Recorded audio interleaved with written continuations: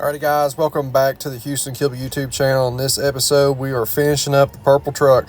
You guys will get to see us finish out the windows, the front, the sides, the back. You guys will get to see us mount the hood. You'll get to see us do all kinds of suspension work, all kinds of things. Sit back and enjoy. Right, so this is the old linkage that was on the throttle pedal. We're going to get rid of this and replace it with this. This is a piece of chromoly. I just got done turning it down the lathe, and we put some rod ends and jam nuts and tube adapters and all that stuff on this, so it'd be a whole lot better shape than what this is. You just gotta be careful, guys, in making your throttle cable linkages and stuff. I don't like having stuff that's got flat edges on it if you get caught in a firewall, or you just gotta be careful. So we're gonna make this a whole lot smoother, a whole lot cleaner, and we'll also have adjustments out here as well, so we can fine tune the throttle and get everything good and smooth. Alright guys, on to the next part here, and that is mounting a shifter. Went ahead and finished making up the mounts there. We've got it tacked on down here. I'm just keeping it tacked for the moment until we kind of finalize everything, make sure I still like how everything's going. Went ahead and got the bracket on here for their old solenoid. This is a solenoid that they used on the previous shifter, and they wanted to keep it electric shift instead of having to go to an air shifter. As far as I know, the Speedmaster shifters, your only option is to put an air shifter on them, and it shifts it from the bottom down here is how it works. But right now we're getting that kind of finalized there and all that, but I am very happy with the mount. And I did make it to where it is removable, so you pull that bolt out right there and the whole shifter just comes right on out there. So I think that'd be a really nice option for them right there. Alrighty guys, what I want to do is go ahead and get some tin work cut out and at least mocked up in there so we can kind of figure out how this windshield's going to lay in here. So you guys sit back and check this out. Alright guys, feel like this is a good moment to show some of the detail and some of the long drawn out hours it takes in doing some of this stuff. So putting a new windshield in. The old one's over here in the floor, let you guys see it.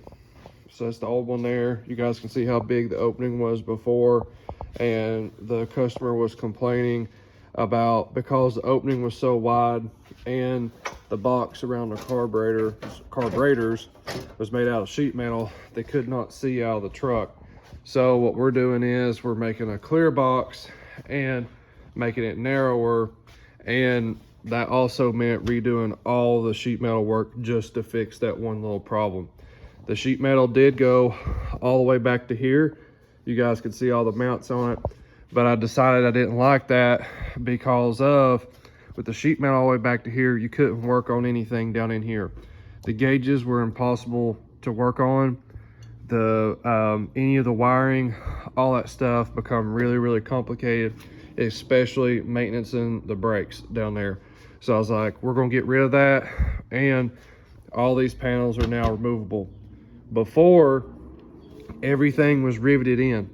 They could not remove nothing. Now the whole entire dash panel is completely removable, and the windshield is completely removable.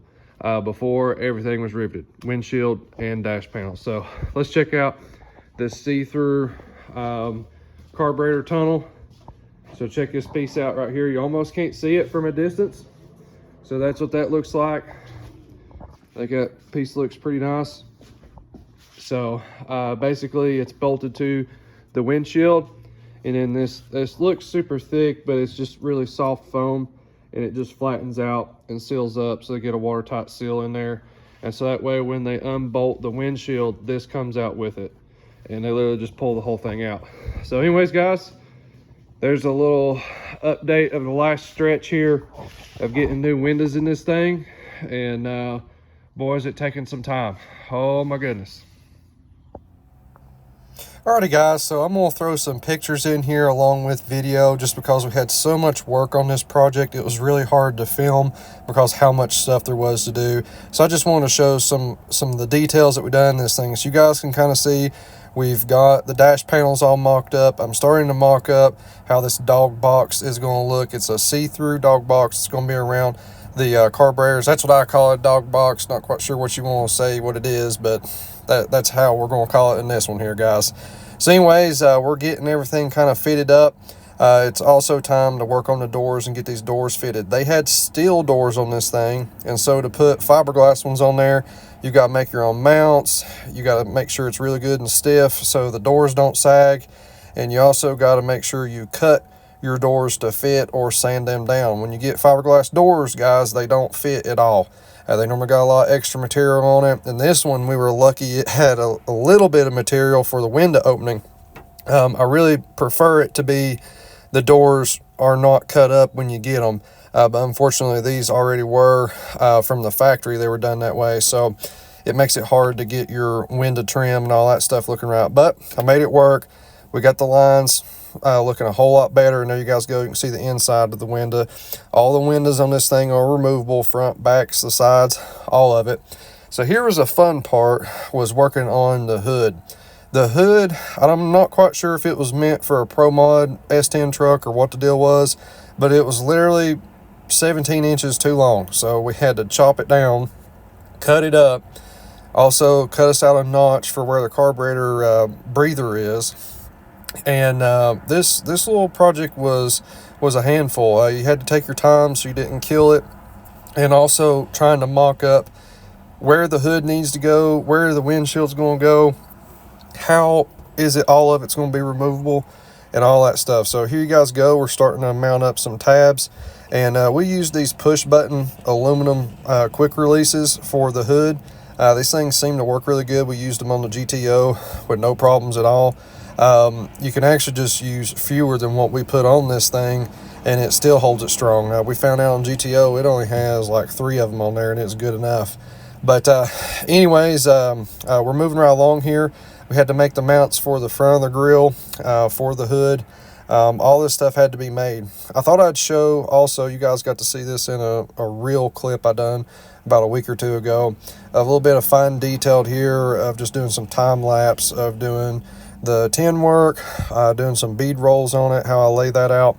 And if you're doing black sheet metal, I highly suggest putting masking tape on it before you do any bead rolls, and also working with it and all that stuff. It does have clear plastic on it, but it's hard to mark it if you want to put bead rolls on it, and also mark it to do your cuts anyways. If you guys got any tips or tricks on that, comment down below on it. But for me, the best method I know how to do it is put masking tape on it, then you can make your marks. And I made sure to clean this material up real good, get all the burrs off of it, and make it all real nice, and start getting our stainless steel hardware put in this deal. I like the stainless bolts. They look really nice. They only got one fallback to them. You must lubricate your threads. Make sure the threads are clean when you're putting any stainless hardware together, or your threads will gald up. I don't care if you're screwing into aluminum, screwing into stainless nuts, or steel nuts. It all does the same thing. Make sure you keep it lubricated. All right, so here you go. I got old Jesse coming in the shop to help me on this one, and I also had to get Blaine's help as well here in a little bit on it. And that was fitting the glass, finally bolting it in, and starting to really mock this thing up and getting it to really look nice. I'm starting to get pretty excited at this moment. This thing is getting close to getting ready to go out the door here, besides the suspension work we got to do next here. So anyways, old Blaine's coming out. He's inspecting my work and make sure things are cool.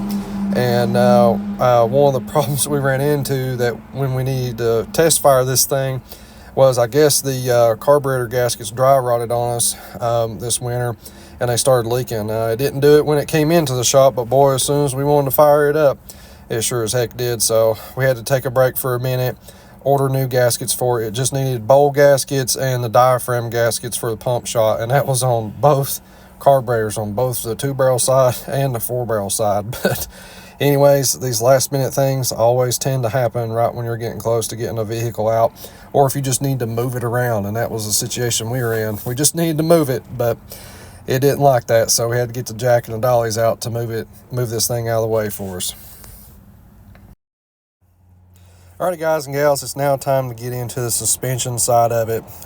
First off, we had to pretty much back half all the rear suspension that was in this car. The old 4-link brackets was in it. We had to cut all of them out, make all new mounts for all that stuff. Basically, their old brackets were just wore out and had too much slack in it. And also, they were mounted in the wrong spot. So we had to just basically start from fresh, cut out all kinds of material.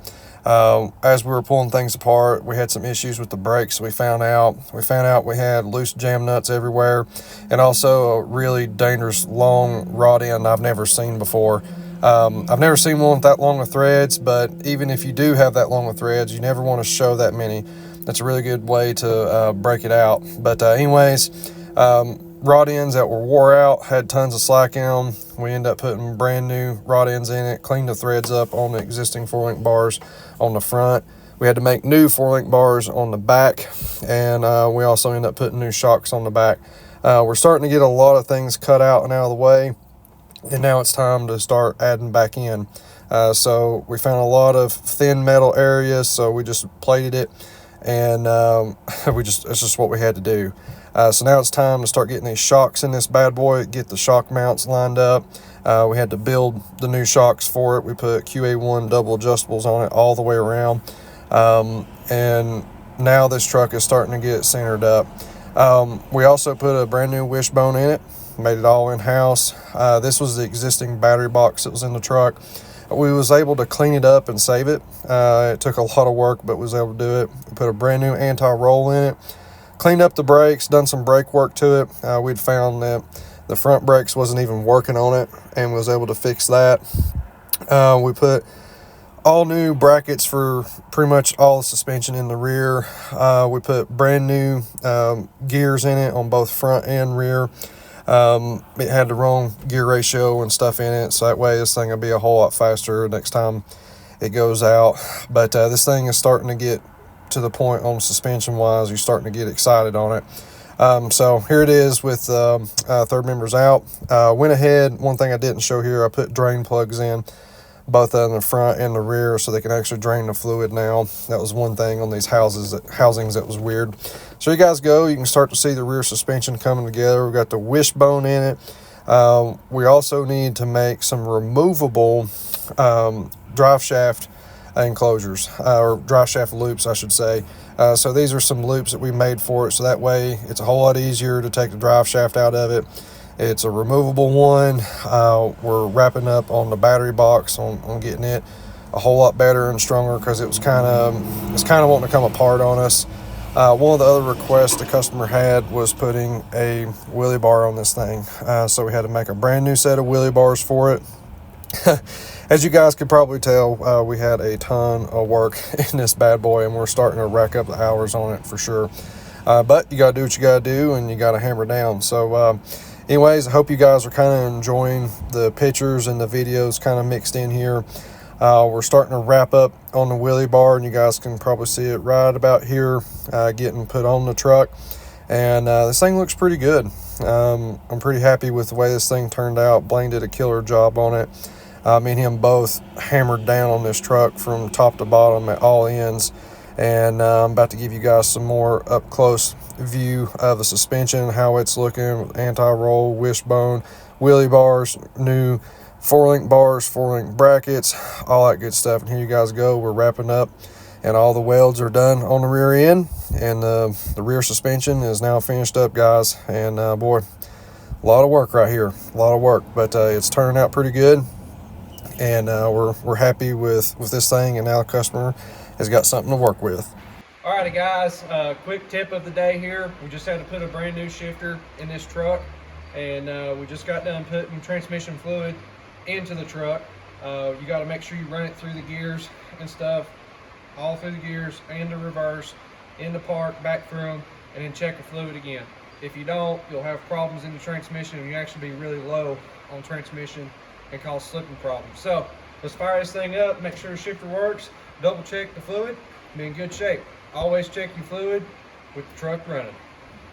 All right.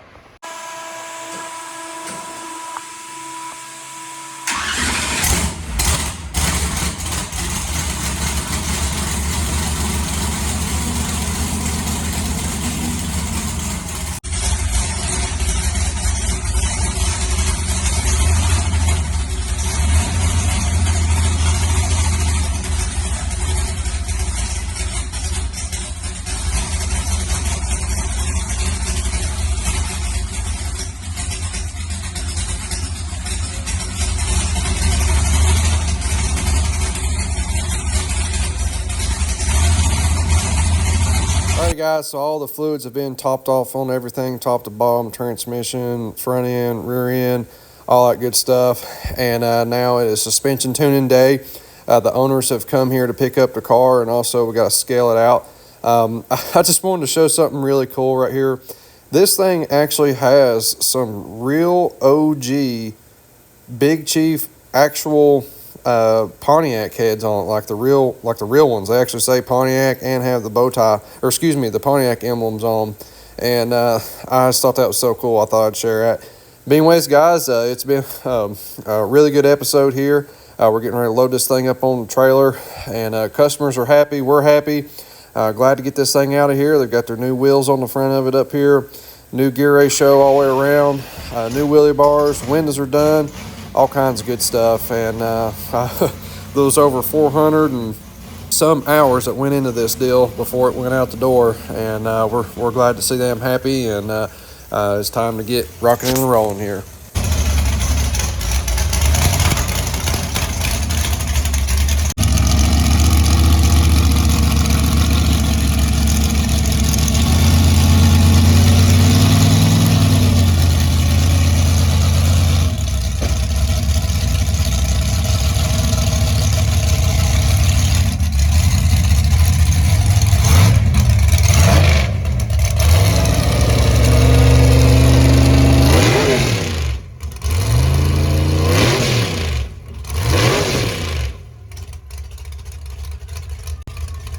Alright guys, so as soon as we loaded this bad boy up, the police went by. I don't know if they got called on us or what happened there, but anyways, the owners of the truck, they're big into guns, and as well y'all know, Jonesboro Armory is a big fan of ours, and we're a big fan of theirs too. And so we took them down to Jonesboro Armory, and they got to walk around, check the place out, and we definitely appreciate everybody watching this episode, and hope y'all enjoyed.